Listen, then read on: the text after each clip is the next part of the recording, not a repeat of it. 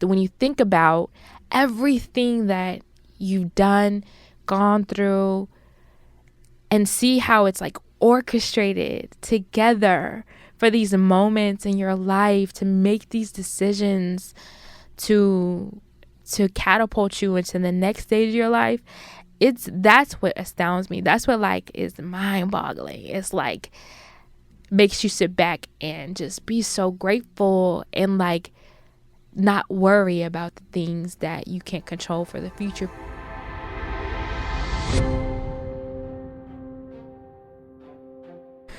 You are now listening to The Gradient Radio, an open space to converse about creativity with creatives. And I'm your host, Antonio Knoxx. And today we have a special guest.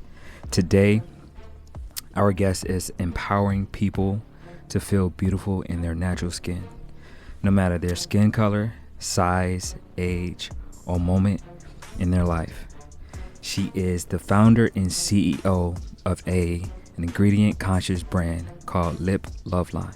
Today, our guest is Briana. Hey, wow. I didn't know you were going to say all of that. That's wonderful. Thank you. Thank you for coming today.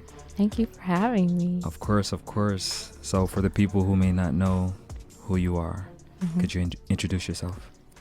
Yeah, I'm Briana Williams, and I am, like you said, the founder and CEO of Liploveline. What more can I say? I think prior to us getting started, you asked me if I could define myself as something and what that would be. And I would say that I'm a dreamer. I would say I don't really like or love the term serial entrepreneur. A lot of folks use that.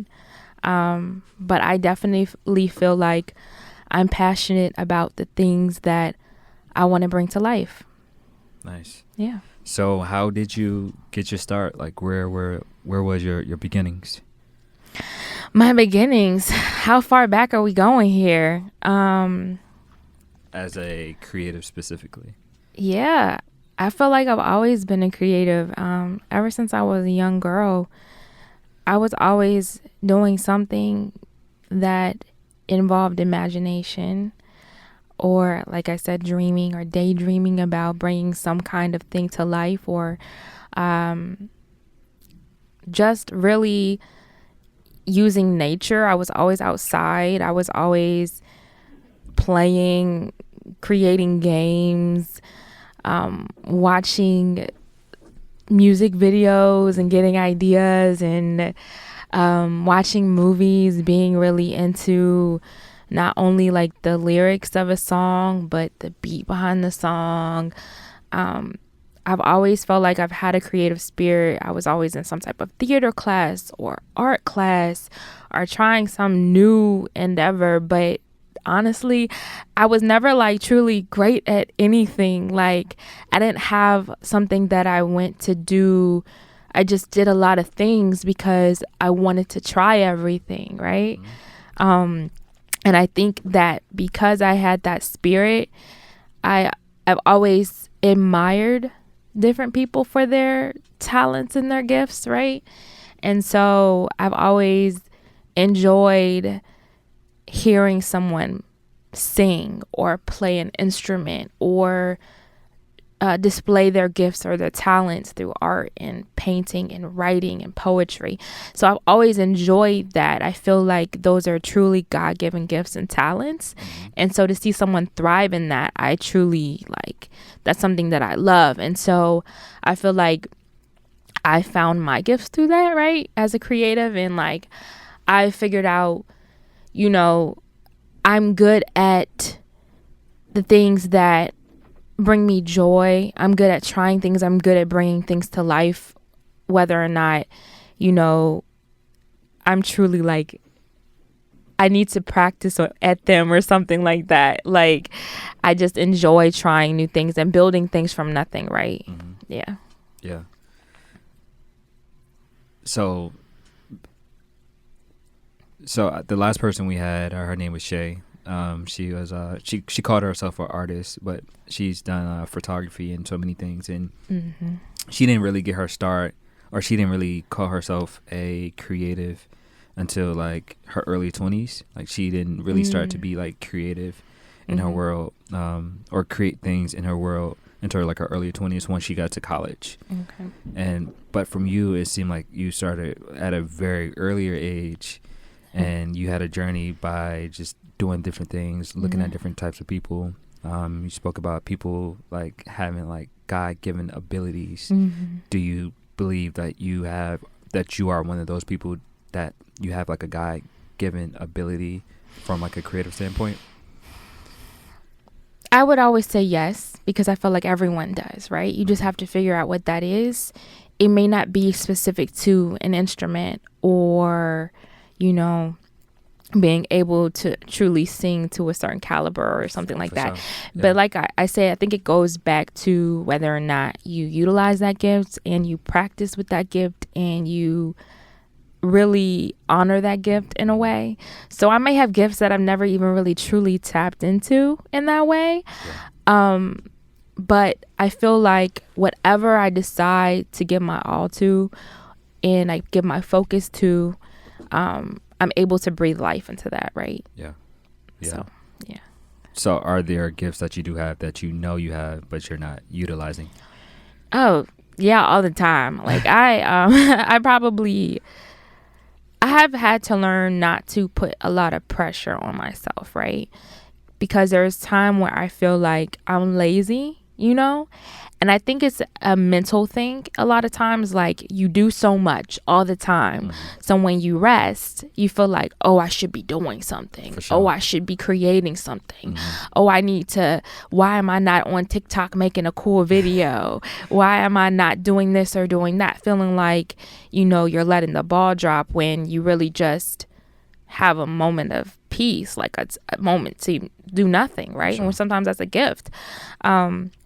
And so I say that to say, I feel like I could always be doing something, but I think I recognize now that it's important to use or tap into that creative gift, but not to like drain myself when I'm trying to do everything or try everything.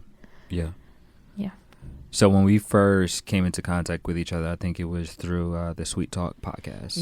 Yeah. And at the time you were thinking about doing like a rebrand for that. Yeah. Could you speak to the beginning, inception, Sweet Talk podcast and basically the inception of that? Yeah. Sweet Talks was another one of my babies, right? Like my purpose behind Sweet Talks was really to utilize a platform where I think we have similar traits, to where I wanted to be able to talk to women. I wanted to be able to have a platform and use my voice and communicate in that way, but I didn't want to be in front of the camera, right? So like I wanted to be able to have that, to share my stories, but let other women share their stories as entrepreneurs and just as women and the things that we go through when starting our own business, when we have an idea, when we, you know, want to bring something to life, right? And to me, that was really important and really exciting because I wanted to do something that was more of like a passion versus that pressure, right? Sure. I wanted to have fun with it, but I wanted to bring life to others. I wanted to allow them to have a platform too that they could use. And so when thinking about what I wanted it to be, I wanted it to be fun for me. I wanted to be connected to something that I love, which was desserts, you know, and I wanted it to be or to produce good fruit for those who are listening, right? I wanted to keep it short and sweet. I wanted it to be like nuggets of information, but helpful things. And so I really thought through all of that when creating the platform. And I have a background on like marketing and PR and branding. And so all of that comes into every idea that I do. Like it has to look good visually to me. It has to make me feel like those who are listening are going to want to gravitate towards that. I wanted to create something that people felt like, oh, you know, this is something I want to listen to. This is something I want to participate in as women in the community. And so that was important to me too. But yeah, it was a good time. I mean, I feel like I stayed still on hiatus. Like, I don't want to completely close that door, but the ability to connect in that way, to share my personal testimonies, was important to me at that time, and it fulfilled its purpose. So, yeah.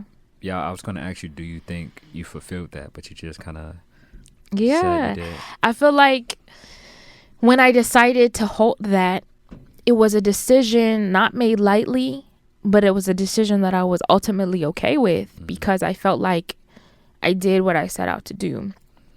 I wasn't trying to create some $1 billion thing to be bought. I felt like if it was going to continue to grow, it would grow. I still have folks who listen to the episode now, and I still get emails about having guests and stuff like that, you know? So, you know, it's one of those things to where you create these things and they can live forever on these platforms, even if you don't touch it. I have videos on YouTube I posted 5-10 years ago, and they're still getting views, right? Like, they're continuing to live. And I think that's the cool thing about creating something in the time that we're living in right now. 100%. So during like the last season of Sweet Talk, you did a live retreat. Oh yeah, that was good. And that, just kind of like seeing it from like afar, it was like it seemed like it was a lot that you were doing to bring this together. But like once you brought it together, it seemed like it was like an incredible moment for so many people. Could you speak about the process of that? Yeah, so I would say that is a God-given gift that I don't want to say sometimes I wish I didn't have, but it's hard to want to tap into all the time. I'm really good at putting together events. And that's something that everyone always needs.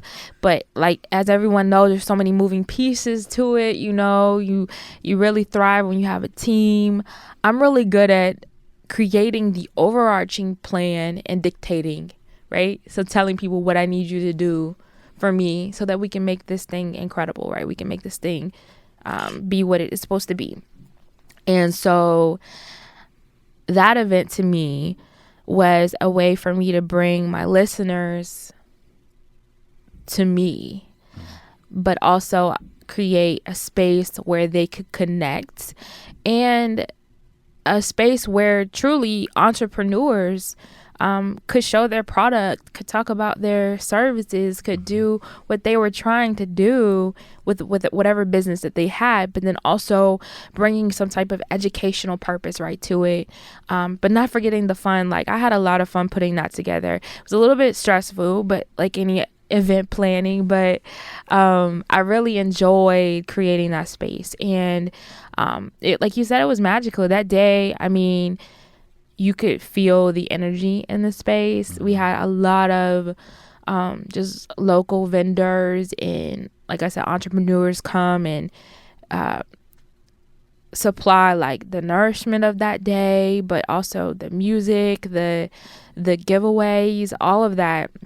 It was really cool. And just to hear the women on the panels speak and share and give their wisdom, and there be dialogue between the crowd and us. You know, that's one of the things that I'll never forget, because I imagined it happening and then it happened, right? So I think that's a big piece of why I say I'm a dreamer. Like, a lot of people, they say they want to do something, right? And they talk about it for years. Yeah. And they don't do it. And there's nothing wrong with that. Like, I don't want to judge anyone who comes up with a great idea and sits on it, right? Some people just don't want to bring it. But to me, I feel like if someone asked me, what is that one thing I don't want to do or die without having done, or, you know, something like that, it would be to sit on things that I know I can make happen. Like, to not try to bring my dreams to life, because I look at all of these people who we admire on social media and on TV and in music, and I have to bring myself back to reality and be like, they are just human. They're just the same as me. And so for me to sit here and and look at them and compare myself to them and feel like they are, some god by any means, or doing something that's like so out of reach. Sure. In reality, it's not out of reach. Nah. It's just, am I going to sit here and do it, or am I not going to do it? Mm-hmm. And then, yeah, it's going to be hard along the way, but what's not hard along the way, right? And so I say all that to say that event was great. And I like events, but I have to be passionate about it to really want to do something like that again. Yeah. No, I completely understand.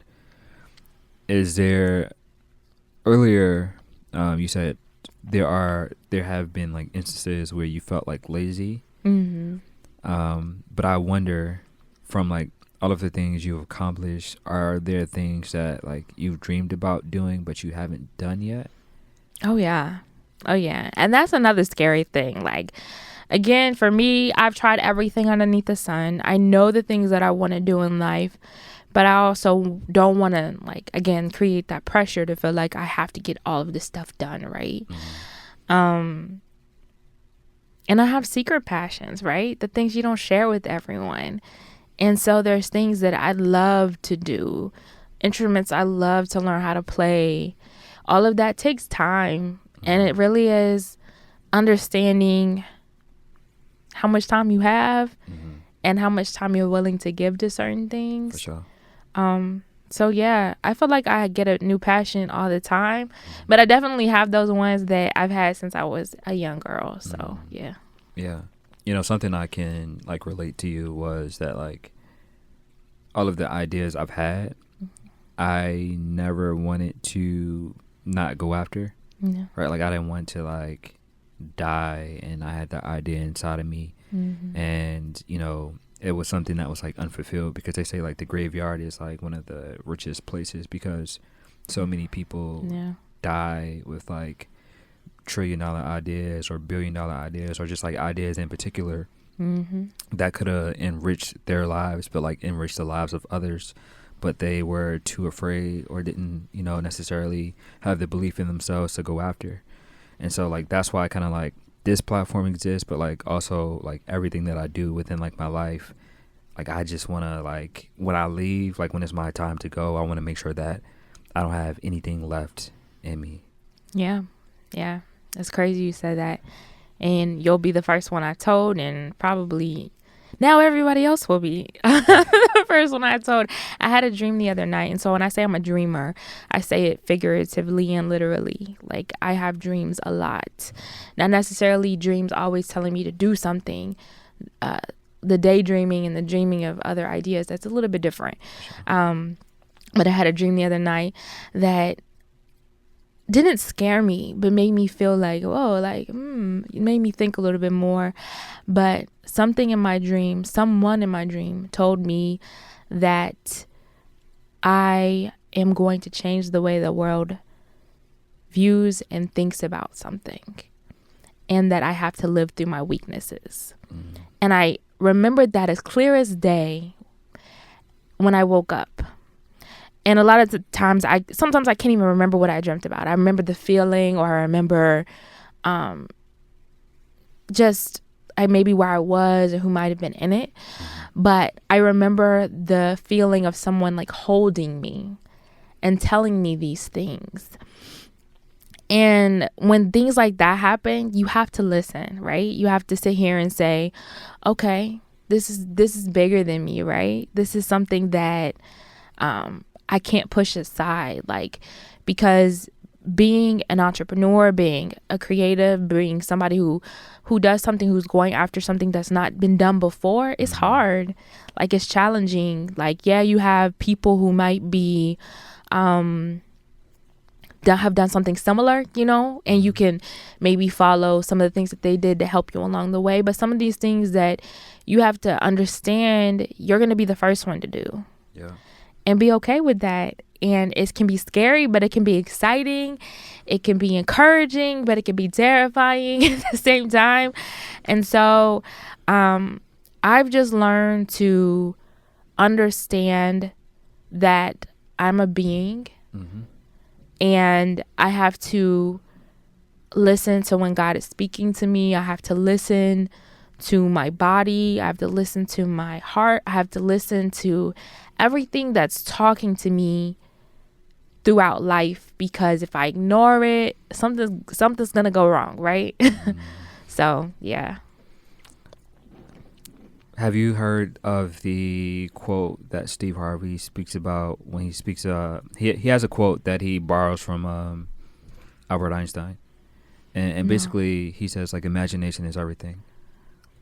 It is the preview to life coming. It is the previews to life's coming attraction. So I kind of I think of like dreams and imagination kind of like the same thing. And so basically, like, the dream that you had is basically like a preview to what's going to happen in your life.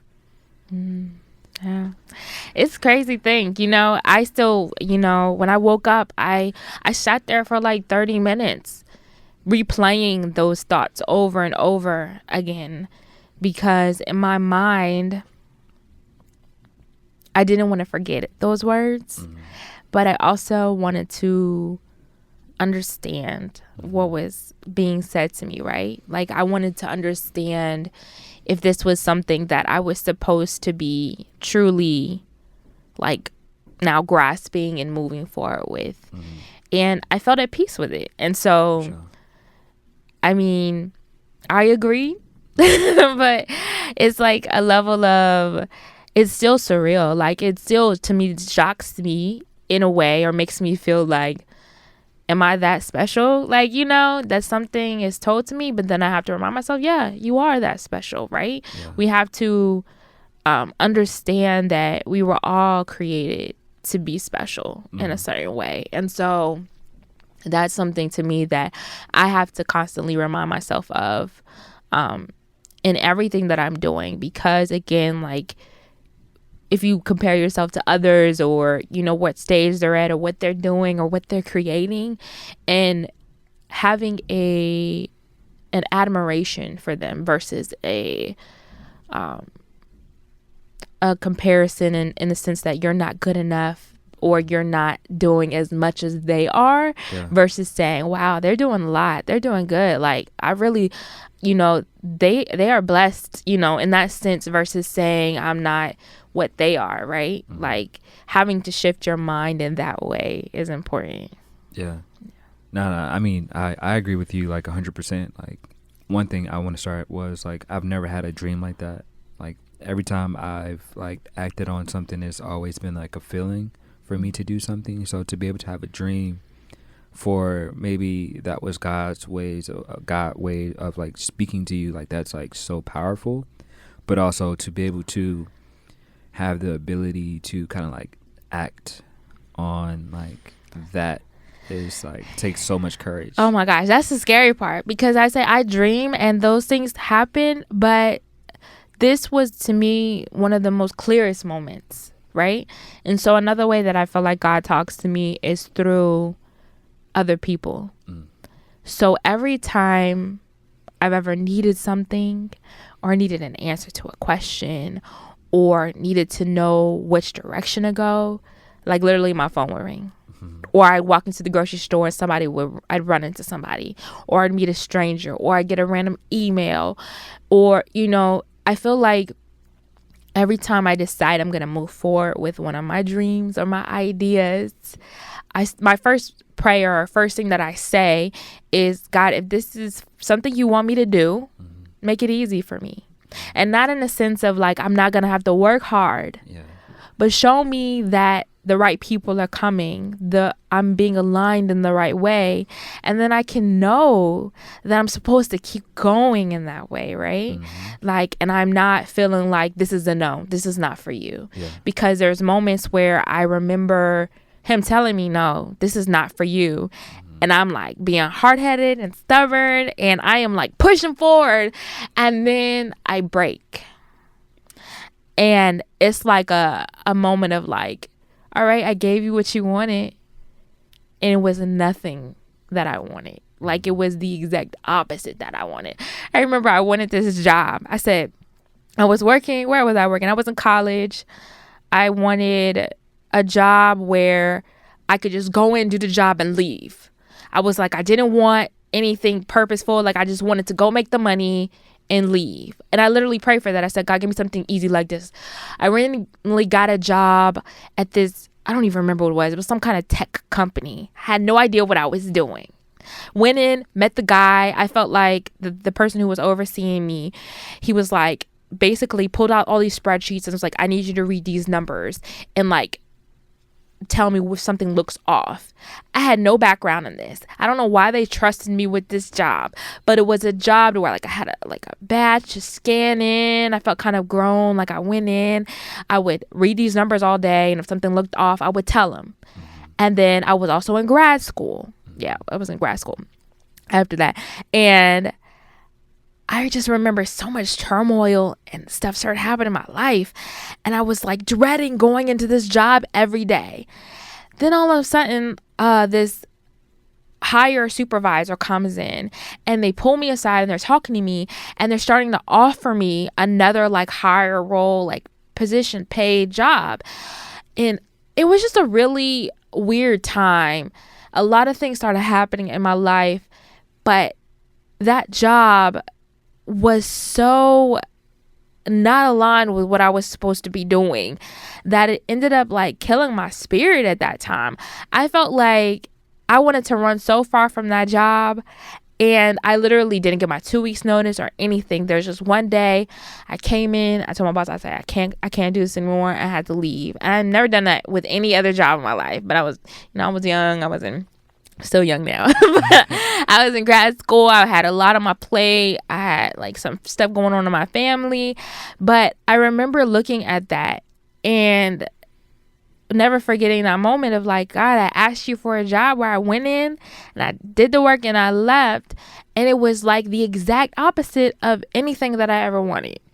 And so I pushed for that, and he gave it to me, and he showed me that it wasn't supposed to be something that I was supposed to have at that time. And I think that was just a lesson learned in itself, because I felt like we do that all the time, right? We ask for God for something that looks shiny or beautiful or simple. It makes it feel like life is going to be easier with it. And then he gives it to you just to show you that it's not what you really wanted. And he doesn't keep you there for long, right? So you're not sitting there like and there's always a way to leave or get out. Sure. But I just remember that, like, yeah, just be careful what you ask for. Yeah. So I got two things. So the first thing is the first time when I quit my job, when I went to like becoming a full-time entrepreneur, like you said, like sometimes God would talk to you through people. This was like the first time like God was talking through people to talk to me, because I just got a brand new car, and I just came back from Cali, just got a brand new car, and I was like, well, I was going back. I was working like part time with like the kids in like the after school program, and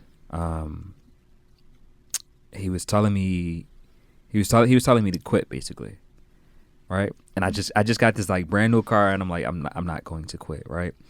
And because I wasn't listening, because I was being so hard headed that like the things surrounding the job that I was at, that he was telling me to leave, was becoming like more difficult, and more difficult. And so like when I was telling people like what was happening, people was like, I think it's time for you to leave. Like everyone I told about the situation, it was like, I think it's time for you to leave. I think it's time for you to leave. And it took like this last person who like kind of like prophesied over my life at that point. And like she prophesied over my life in general, but like at that time specifically, she was like everything is going to be fine. Like you're going to be good, basically, right? Obviously she had like way more words to this, and like when she spoke to me, I just felt like a peace about the situation. And so like the day that I made the decision to leave, I opened up the Bible, and it was like the scripture of when Jesus was calling the disciples to like walk on water, to come to him, right? And the only person who got off the boat was Peter. And that was my sign. It was like, yo, like if I focus on God and the Lord in that moment, or during like this journey, then everything will be fine. Like if I take my focus away from him, then when what started to happen to Peter when he started to notice like the winds and like the things that was happening around that, like the bad things, like he started to drown. So like that was my indication of like, if I'm going to take this leap, God has me. And if I take my focus off of him, then I'm going to start to drown. So I made that decision, quit that day.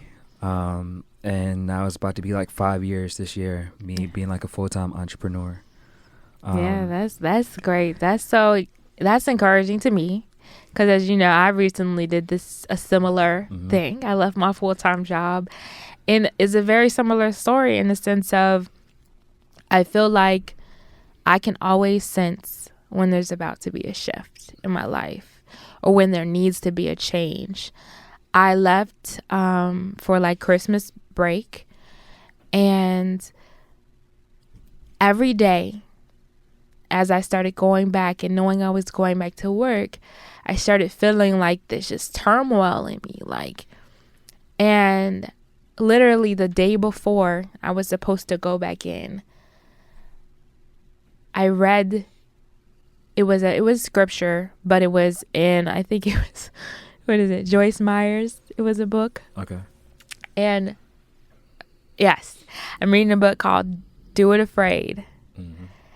And literally her words were talking about how she needed to quit her job and she was trying to hold on, and how God told her, you need to quit this job. She was trying to be so stubborn to where she quit the job and ended up getting a part-time job because she just didn't trust it enough. So she quit the full-time job, got a part-time job, and she was like, and then that went haywire. She was like, okay, I'm gonna quit, I'm gonna trust, just like you said, keep my eyes on the Lord, keep moving forward. And she said she hasn't looked back. And she said that was a pivotal moment in her life. And I was like, that was enough. Literally, that was enough. It was like 2 pages out of the whole 2 chapters I read that day.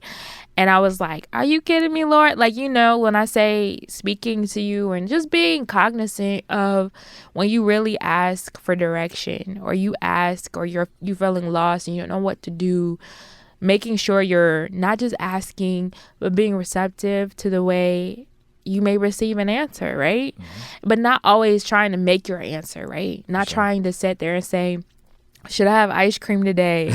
And then purposely look up on the phone different ice cream places and then start, you know what I'm saying? Like, but feel like you ask it, you put it out there, and you wait for that response, and you be honest with yourself, right? And like you said, be brave enough, have the courage to move forward with it. And I literally drafted my resignation letter that night, and the next day I put it in, and terrified. I've never done like anything like that in my life. I knew my financial situation privately. I knew, you know, what I owned. I knew a lot of things, but it was crazy. So I'll take it back just a little bit and say, for the past 3 years, I've kind of designated what each year would be, but it's not like I've kind of felt like what the year was going to be like, and then I said, okay, I'm gonna proclaim it in that way. So in 2020, my year was no pressure. And so that's when I formed Liploveline. And I told myself, this is just an idea that in a dream that I've had since I was a young girl, but I don't want to put any pressure on it. Right now, I just want to see what it could be. You know, this is literally before the pandemic even hit, right? So then all of a sudden the pandemic hit, and I'm like, I'm really no pressure right now. Like, I felt like I had the time to nurture it. I was still working full time, but I had more time. Like, everybody had more time at this time, right? Yeah. And I was like, okay, this is really no pressure, right? So 2021 came, and it really became a year of patience. And it was like, I had to be patient. I had so many things in the wheelhouse, but I couldn't rush any of it. Like, everything had to go through its own time frame, whether it was testing of my products, whether it was creating the packaging, like nothing could be rushed. And so I had to truly be patient. And towards the end of that year, I was like, man, if I really want things to change, I'm going to have to make some sacrifices. And so 2022 was my year of sacrifice. And within the first 3 months, I left my full-time job. I sold my house. I am like, there's so many things that I've sacrificed already. And I'm like, well, dag. but I feel so at peace. Like I feel like I am in an area of my life where everything is kind of falling into place. Like the opportunities are coming, the right people are reaching out. I feel like being obedient to what I feel like I've been called to do, but then also recognizing it and honoring that, like, in a way. And I'm not perfect. Like, you know, I have my moments where I slip up, or feelings where I'm like, did I make the right decision? Or like trying to fix problems that aren't really problems yet, right? But I think, like we said, like as creatives, or like as people who have these imaginations, we can even come up with problems in our mind that don't exist. And I do that all the time, and I have to like bring myself back to reality and be like, everything's okay. Like I told my friend the other day, the one thing that brings me peace above all else is when I start feeling anxious or worried or fearful of something. I always ask myself, is everything okay? Like, do I have water? Do I have food? Do I have a supportive family still? Do I have a place to sleep? Do I, like, those basic needs are all okay. Yeah. So I'm okay. Like at the end of the day, nothing is really wrong. Like nothing is truly wrong. And that always centers me and brings me back to, what in the world are you thinking about? Why are you racking your brain like this? Like everything is okay. Yeah. You know? Yeah. Something I, like during the process of like when I quit, it wasn't like, oh, peaches, right? Like, because like we're human, I did have those wavering moments in the beginning, because like when I quit, like I said, I got a brand new car. Yeah. But I also didn't like have any like opportunities coming that I saw that I couldn't see. Like it was just me quitting, and there was nothing, right? And so like I made a significant amount of money during the summer, but that wasn't going to last me like a lifetime, right? Like that was only going to last me like a couple months. And so like as that money was dwindling, I started to like question. I was like, yo, like, so like, I was like, so you told me to quit, like, yo, when are these opportunities are gonna like start to populate, right? And that's the human side of us, right? We're gonna do that. Exactly. But the thing is that it's not new to God. Like No, he not even knows, close. like he waiting for you to question. He's like, and he probably laughs at us in a way of like, oh child, like, you know, it's okay. Like, but like you said, the fact that you're able to keep your eyes on the prize in essence, like. Yeah. I mean, that's basically, that's what happened. Like, so I wavered like twice. And each time he was like, are you going to like have faith in me? Are you going to have faith in me? And every time I said yes, opportunity came. And then I wavered, I questioned, I was like, I'm going to believe you. And like an opportunity came. And then he was like, it was like one more time. He was like, it happened a third time. And he was like, are you really going to like trust me this time? Like, are you really going to believe me? Like, and when I did that, I just kind of like surrender in that moment. I was like, yes, I'm just gonna believe. And so like I had like faith, right? Yeah. And when I did that, like opportunities just came, right? Opportunities just like, it was like a flood of like opportunities, and like things just started to happen. And then that's when, like, this was 2018, that's when I got like the iPower 30 under 30, like the opportunity came, right? And so like I'm just like looking at like everything that's happened in your life, and recently you got the Style Weekly 40 top 40 under 40 basically. So like I'm trying like to compare the two, but that obviously like they're not the same. But like when I saw like the 40 under 40, and I didn't really know about like the whole picture of like everything that's happening in your life, it just makes me wonder, like, that moment, was that a moment for you when you got the top 40 under 40 with everything that's going on in your life?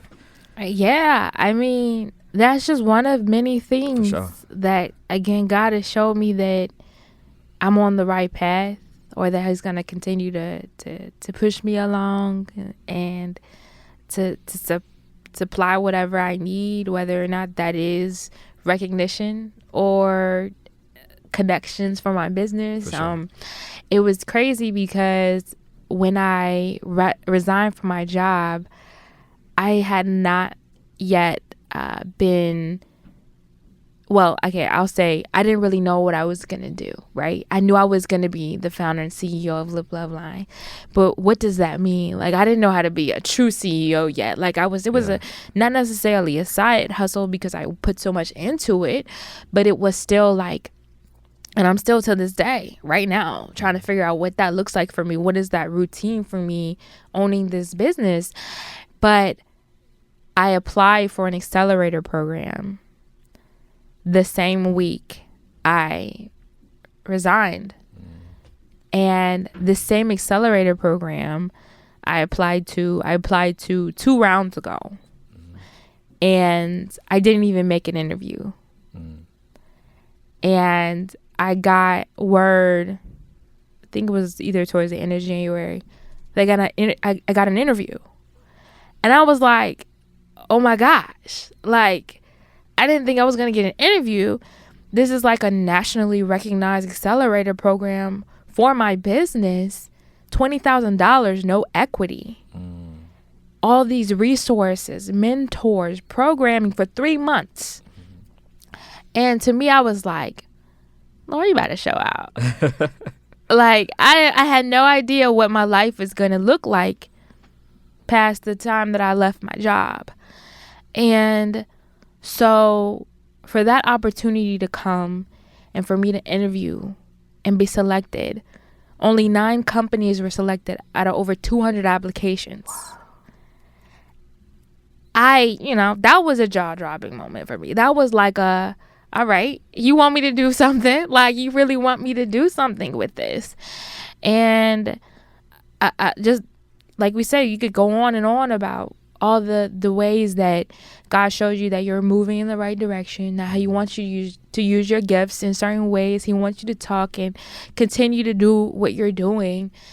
And all of that happened. And in the midst of that, I'm in my house. And I literally walk downstairs, sit on my couch, and something says to me, Briana, sell your house. And I could not backtrack my thoughts. I could not remember how I got to that thought. I sat there for 10 minutes trying to recreate, like, me walking down the stairs and like trying to think about how I got to that thought. And I told my friend, and he said, Briana, when things like that happen, that's when I know God is talking to me. Immediately, I sent an email to my realtor who sold me the house. Within a couple of weeks, my house was on the market and it sold in less than 48 hours. That's crazy. Like, when I tell you, it happened so quickly and smoothly. Nothing was easy. Like, I had to do some things around the house to get it prepared. Like, I'm gonna tell you something. When you're selling and moving a house, like, it's a whole nother ball game from buying and moving in, and that's hard. So to me, the fact that it happened and it's behind me already, and all of that happened before I even started the accelerator program. I was finished selling my home prior to starting, so I had time to like shift a little bit. But regardless, like, I still, in this moment, can't believe I don't own my house no more. I felt like I broke up with somebody I was dating for 7 years. But I also didn't realize I had been in the house for 7 years. Wow. And I could tell you the story about how I got the house. It's a whole nother testimony in itself. But I know that God gave me that house to be able to provide for me to get to the next stage in my life, which is such a beautiful thing. Like, when you think about everything that you've done, gone through, and see how it's like orchestrated together for these moments in your life to make these decisions to catapult you into the next stage of your life, that's what astounds me. That's what like is mind boggling. It's like makes you sit back and just be so grateful and like not worry about the things that you can't control for the future, because you look at everything that has come to fruition and understand that at that moment in time you didn't realize what it would do for you now. And so it's hard in those moments when you don't understand what's going on. For sure. But then you look back and you're like, man, wow, it's incredible. Yeah, it seems like you have a wonderful relationship with God.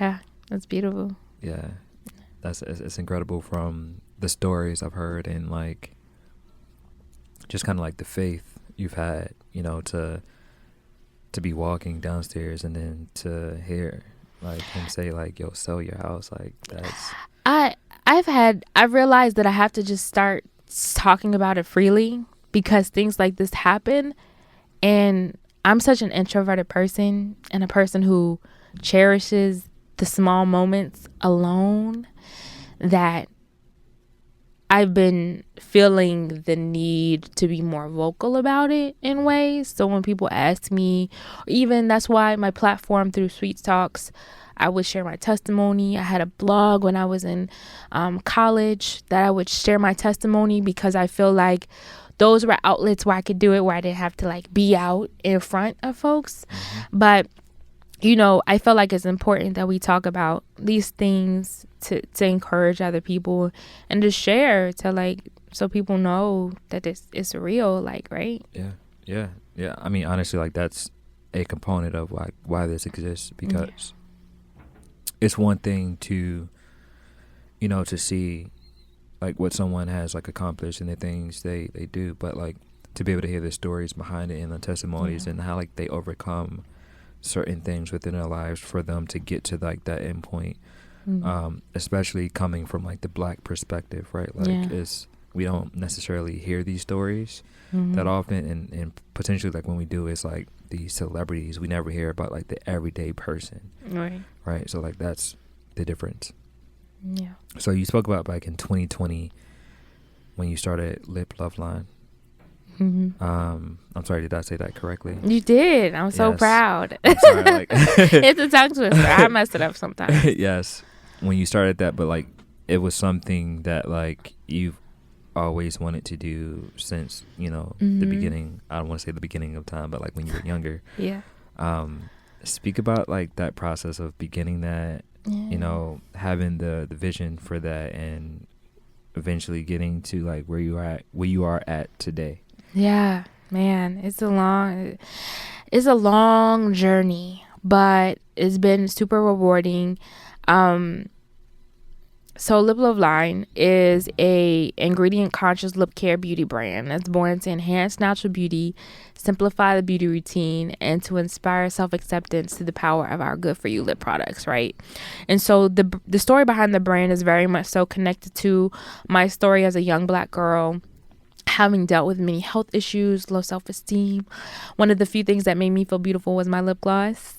And I remember the first time my mom bought me my very first lip gloss set, and how much personality and confidence it gave me to show up in different places and spaces. And honestly, it was a way for me to feel creative. Like, I love the different colors, the shades, the flavors. I loved how it made my lips look shiny, like all of that. And as I got older, other lipsticks and other things like that became like what I love, what I kind of gravitated toward. I had sensitive skin. I still do to this day. Makeup can be expensive for quality makeup products, and trying out different things on your skin. Like, at the end of the day, to this day, I'm a makeup minimalist. I will get my makeup done professionally for an event or something if I'm shooting something, but I am like running to wipe it off 3 hours later. Like, yeah, it's fun. Makeup is a way for people to express themselves, but lip products have always been like a reliable and simple way for me to feel beautiful without a full face of makeup. And so that's really the story behind why I created Liploveline. I had the opportunity to pitch this idea in a competition towards the end of 2019, and I got a lot of great feedback and encouragement to like move forward with it. And so I found a brand strategist to help me think through my why, my ideas. And then I started getting connected to a lot of great folks through the VCU Ventures community, like an attorney to think through, like, what are those some initial steps that I wanted to take if I was being serious. I started trying to reach out to cosmetic chemists to figure out, like, how and what can I do to create these products, because I knew I wasn't making lip gloss or lipstick in my kitchen. But because some people do that, For right? sure, But yeah. I knew I wasn't going to do that, but I did know that I wanted to be a part of the process. I wanted to create the products with the chemist. I wanted to know what was going in them. I wanted to pick the ingredients. I wanted to do all the fun things, right?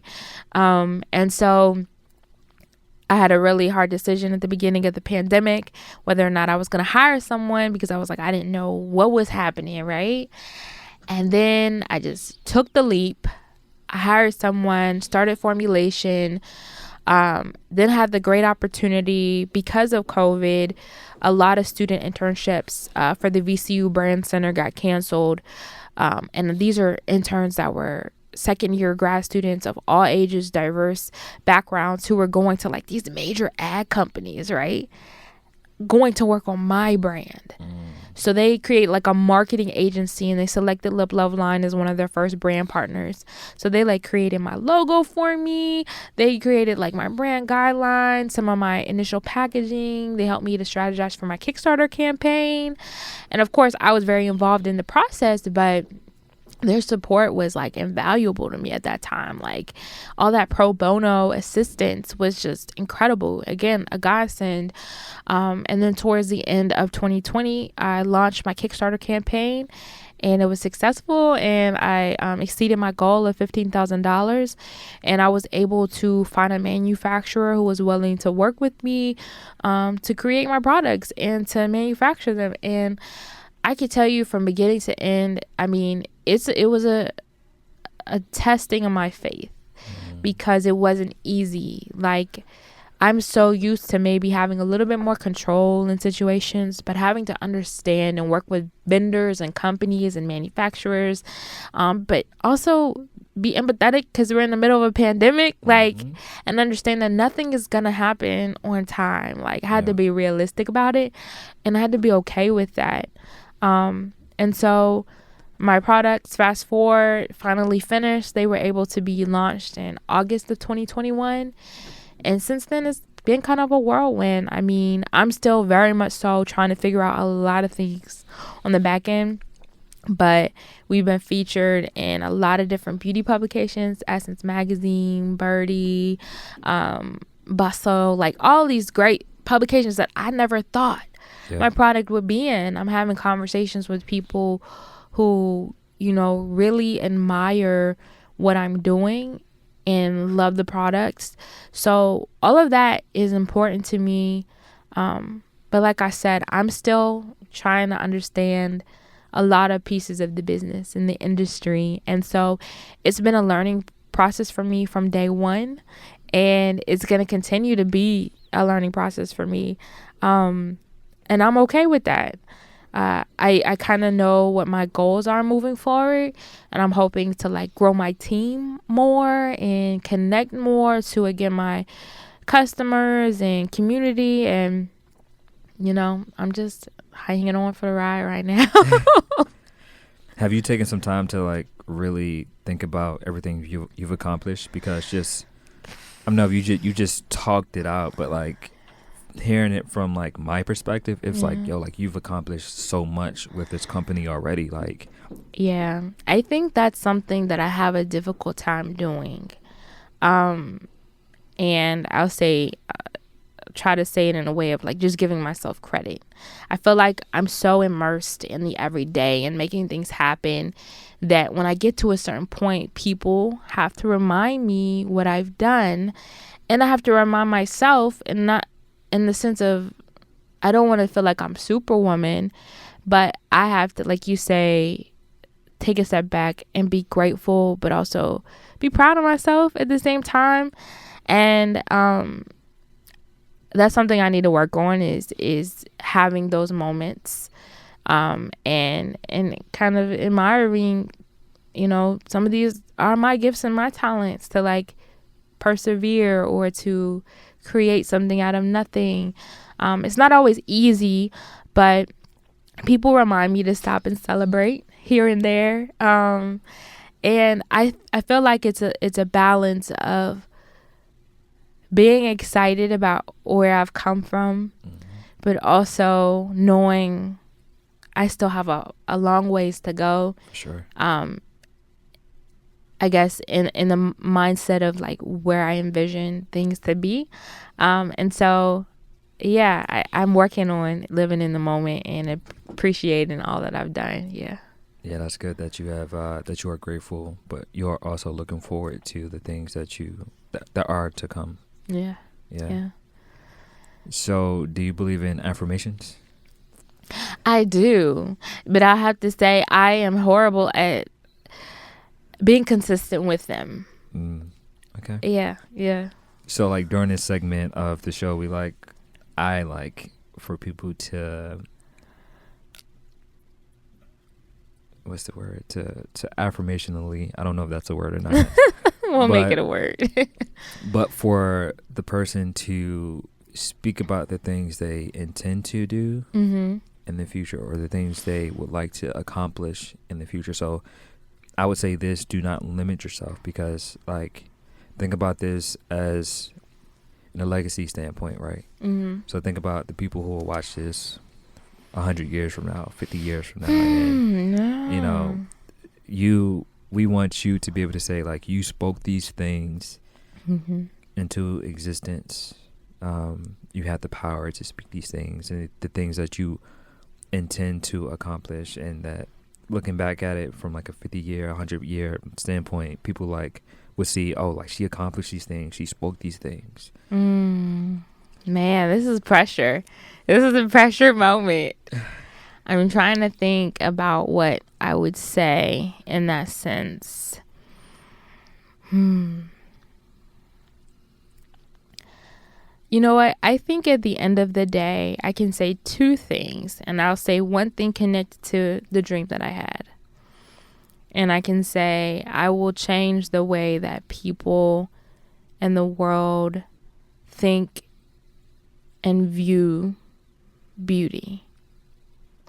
And that has so many different levels to it, right? So not just like the physical beauty, but the inner beauty and just the concept of beauty.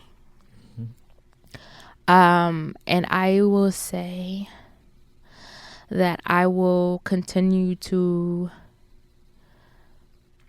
share my testimony to encourage and uplift others to know that they can do anything that they put their minds to, that they can truly bring their dreams to life, and that they don't just have to be dreams. Yeah. So last thing, for the person, the woman who was in your position, right? Like when you first started, right? What would you say to that person to go after their dreams, to go after the visions they have for themselves in their lives? What would you say to that person? I'll take the title of the book that I have been reading and I'll say, do it afraid. Because although I may seem confident in whatever way you see me, on whatever platform you see me, I'm terrified 9 times out of 10 that I am not doing the right thing or making the right decision or living up to what people's, expectations are. But at the end of the day, if I don't do it, it's not going to get done. And I don't ever want to live in that regret. That's good. Yeah. Do it afraid. Do it afraid. Yeah. All right. So last thing, do you have any questions for me? The only reason I asked that was because like the person I had last, I asked her that question just due to like one of the last episodes of like last season, and she was like, I should ask the person if they have any questions to me. So do you have any questions that you want to ask from me? I want to think of a question just so I can have a question. I guess I'll ask a similar question in the sense of, what do you hope to do, or what kind of legacy do you want to leave in the world? A legacy in the world creatively, or just like as a person? Both, a mix, whatever you choose. Creatively, like this right here, like this is, I want this to be something that is left for the world. So like that's why like this video is like important, right? Because I'm thinking in terms of like centuries, like decades, and how people will look at this, right? Because like we've seen videos from like the 1921s or like the 1930s, right? Yeah. And I can imagine like the people who were in those videos, I don't think they imagine like what it would look like 100 years, like, and how people like us, how we view that, right? So like to be able to, because we don't have, specifically Black people, we don't have like documentation from the standpoint of like how we felt, like, because it's always people have like told our stories, right? Like we haven't had the ability to like tell our story. So like thinking about it in terms of 100 years from now, like we were able to tell our stories, and that in turn would, people in the future can like see like how we felt in the moment, and you know it gives us the ability to like own our narrative, right? So I want to be able, that's why like this platform exists. I want to be able to inspire the people for now, but like from a legacy standpoint, like to have an impact, and you know, to show that like we existed like 100 years from now, we existed 1,000 years from now, like however long like this actually lives.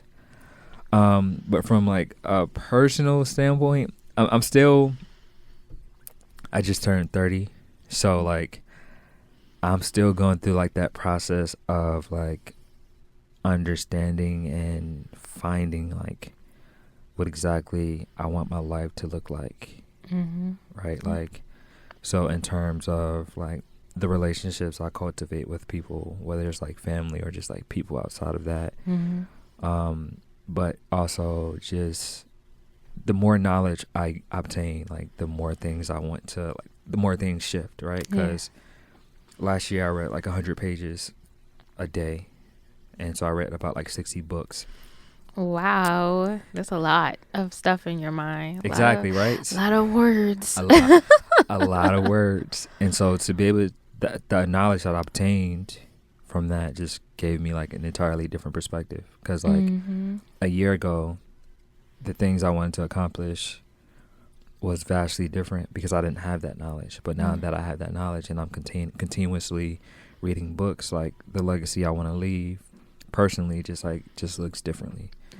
Right. So, but I just know that like I personally don't want to be forgotten. Like I want to make sure that like while I was here, that I was the person who was intentional to like inspire people, to put people in better positions, whether that's like creatively or just as a human. And you know, I just ultimately, like, while I'm here, I just want to, you know, enjoy this human, I can't think of the word. Like, I love that you're using the word human. That's like one of my favorite words nowadays. Human. I feel like a lot of people don't realize we're just human. And I use that in a lot. I used it in a recent interview. I was like, I think it's important that I remind myself I'm only one human. And even when talking to people and, like I said, being empathetic or compassionate or, you know, having a conversation with someone and relating to them or not relating to them, to realize that bringing it down to being a human allows you to just act a certain way, think a certain way, approach a situation a certain way. And a lot of people, I feel like, miss that sometimes. And so I say that to say thank you for using the word human. For sure. I mean, because ultimately at the end of the day, that's what we are. That's what we are. Like we're having like this human experience, and I want to, go through like this human experience and like everything that comes with it. And it could perceive in many ways that like some of the things that we go through is like it could be a negative, but like if you look at it from like a different perspective, it's something that ultimately helps us in the future. So like that's a part of like the human experience and being human and not being perfect. And like that's the kind of legacy I want to live. So I hopefully that like answered your question. It did totally. It's a work in progress. But yes, so I want to say thank you for coming on, and thank you for having me. This was wonderful. Sharing your story with the world in front of the cameras. The camera I don't want to look at, the camera. No, thank you so much for having me. This was great, and I love how you're using this platform, and I hope that my story touches one human being at least.